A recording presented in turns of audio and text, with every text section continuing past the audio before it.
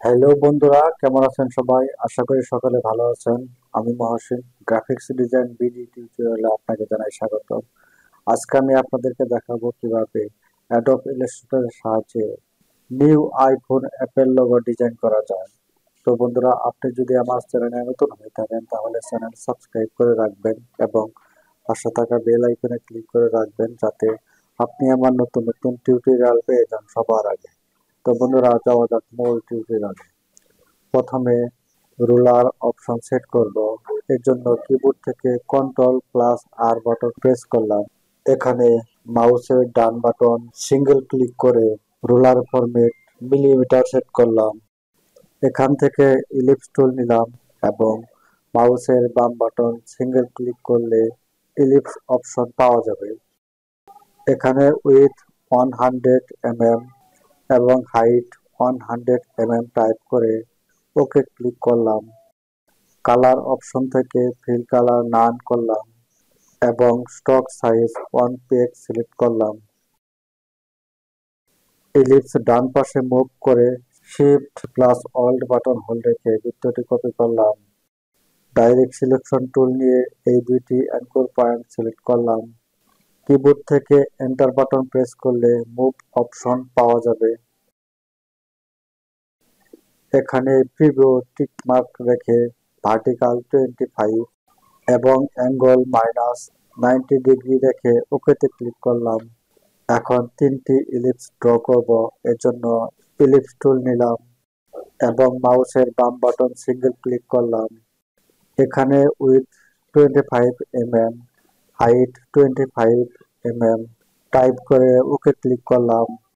এরপর মাউসের বাম বাটন সিঙ্গেল ক্লিক করে এখানে with 50 mm, height 50 mm type করে ওকে ক্লিক করলাম।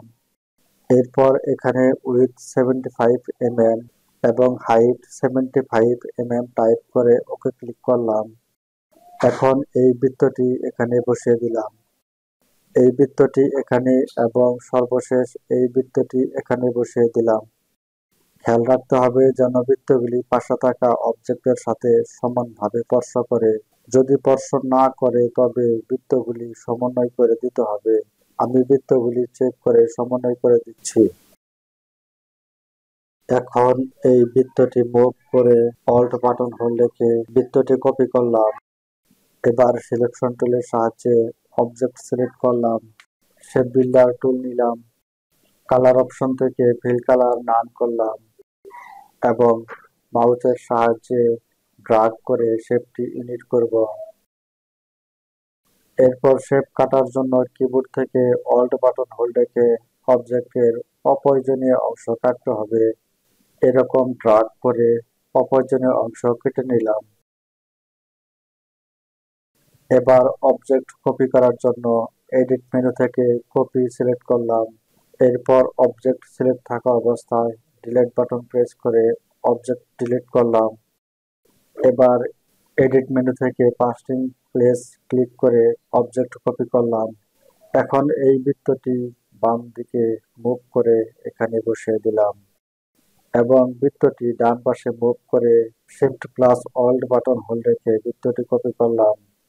বৃত্ত দুইটি সিলেক্ট করলাম। শেপ বিল্ডার টুল নিয়ে কিবোর্ড থেকে অল্ট বাটন হোল্ড রেখে প্রয়োজনীয় অংশ কেটে নিলাম। এখন এটি মুভ করে উপরে বসিয়ে দিলাম। এখন অবজেক্ট রোট করব। এজন্য রোটেট টুলের উপর ডাবল ক্লিক করলাম। এখানে অ্যাঙ্গেল 45 ডিগ্রি টাইপ করে প্রিভিউ চেক করে ওকেতে ক্লিক করলাম। এবার এটি সাইজ করব। এজন্য কর্নার ভিতরের দিকে ড্রাগ করে এর সাইজ ছোট করলাম। সিলেকশন টুলের সাহায্যে অবজেক্ট সিলেক্ট করে কালার অপশন থেকে ফিল কালার ব্ল্যাক দিলাম। এভাবে আমরা সহজেই অ্যাডোব ইলাস্ট্রেটরের সাহায্যে new iPhone Apple logo design করে নিতে পারি। তো বন্ধুরা, আমার টিউটোরিয়াল যদি ভালো লাগে তাহলে ভিডিও লাইক করবেন। টিউটোরিয়াল বুঝতে যদি কোনো সমস্যা হয় কমেন্ট বক্সে কমেন্ট করে জানাবেন। ভিডিও বন্ধুদের সাথে শেয়ার করবেন। আমার পরবর্তী টিউটোরিয়াল দেখার আমন্ত্রণ রইল। ধন্যবাদ সবাইকে।